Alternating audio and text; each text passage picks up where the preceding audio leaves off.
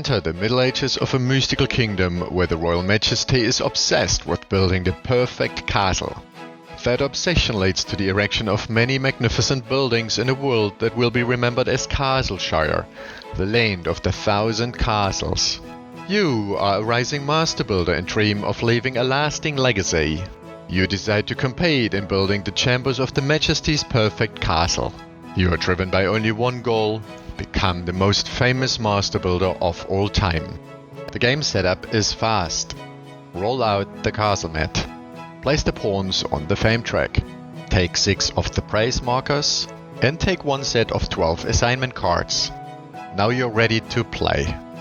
Every round, the starting player is defined by a tender. When it's your turn, build a chamber secretly in a location higher than any already built chamber and add a praise marker.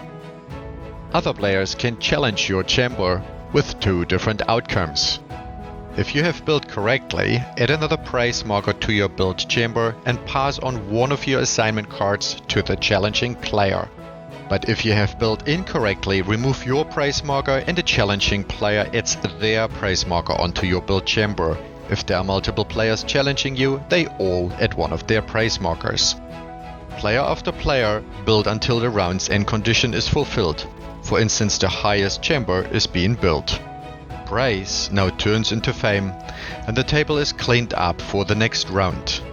Round by round, new castles are built until one of the game end conditions is fulfilled. You win if you gained the most fame. Once you're experienced with the basic rules, you load a new rule in every game to add to the strategic depth and game variety.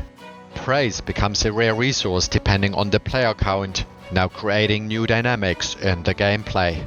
Introducing honors makes you plan ahead for multiple turns. Building honorably allows you to block a location for 2 rounds and results in twice the fame. Collaborators help less experienced players or those who think others can read their minds. If you lie behind, one of those shady characters can help you catching up with the better players. Guilds add asymmetry to the game, grouped into multiple difficulties.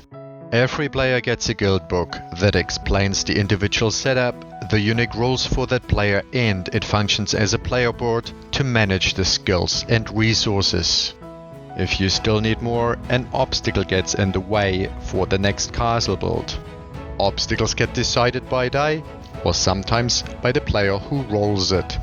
Castleshire is a card-shedding game that grows with you.